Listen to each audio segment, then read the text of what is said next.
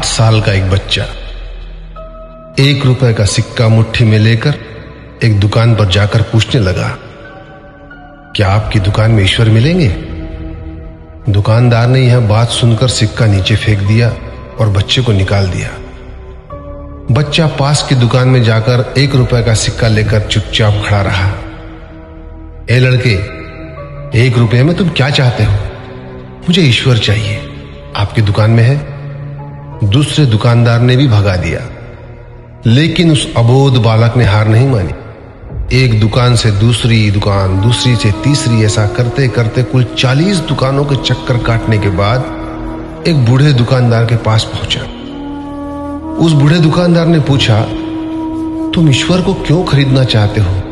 क्या करोगे ईश्वर लेकर? पहली बार एक दुकानदार के मुंह से यह प्रश्न सुनकर बच्चे के चेहरे पर आशा की किरणें लहराई। लगता है इसी दुकान पर ही ईश्वर मिलेंगे। बच्चे ने बड़े उत्साह से उत्तर दिया, इस दुनिया में मां के अलावा मेरा और कोई नहीं है। मेरी मां दिन भर काम करके मेरे लिए खाना लाती है। मेरी मां अब अस्पताल में है। अगर मेरी मां मर गई तो मुझे कौन खिलाएगा? डॉक्टर ने कहा है कि अब सिर्फ ईश्वर ही तुम्हारी मां को बचा सकते हैं। क्या आपकी दुकान में ईश्वर मिलेंगे? हाँ मिलेंगे। कितने पैसे हैं तुम्हारे पास? सिर्फ 1 रुपया। कोई दिक्कत नहीं है, 1 रुपए में ही ईश्वर मिल सकते हैं। दुकानदार ने बच्चे के हाथ से 1 रुपया लिया और उस 1 रुपए के अंदर 1 गिलास पानी के अलावा बेचने के लिए उसके पास कुछ भी नहीं था। इसलिए उस बच्चे को फिल्टर से 1 गिलास पानी भरकर दिया और कहा, यह पानी पिलाने से ही तुम्हारी मां ठीक हो जाएगी।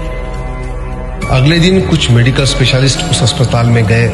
बच्चे की मां का ऑपरेशन हुआ और बहुत जल्दी ही वह स्वस्थ हो गई। डिस्चार्ज के कागज पर अस्पताल का बिल देखकर उस महिला के होश उड़ गए। डॉक्टर ने उन्हें आश्वासन देकर कहा, टेंशन की कोई बात नहीं है। एक वृद्ध सज्जन ने आपके सारे बिल चुका दिए हैं, साथ में एक चिट्ठी भी दी है।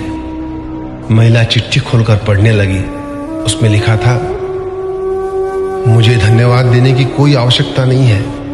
आपको तो स्वयं ईश्वर ने ही बचाया है। मैं तो सिर्फ एक जरिया हूं।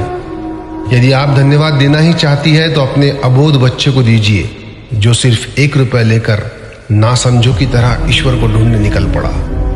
उसके मन में यह दृढ़ विश्वास था कि एकमात्र ईश्वर ही आपको बचा सकते हैं। विश्वास इसी को कहते हैं। ईश्वर को ढूंढने के लिए करोड़ों रुपए दान करने की जरूरत नहीं होती। यदि मन में अटूट विश्वास हो तो वे 1 रुपए में भी मिल सकते हैं। आइए इस महामारी से बचने के लिए हम सभी मन से ईश्वर को ढूंढें, उनसे प्रार्थना करें। आपका दिन शुभ हो।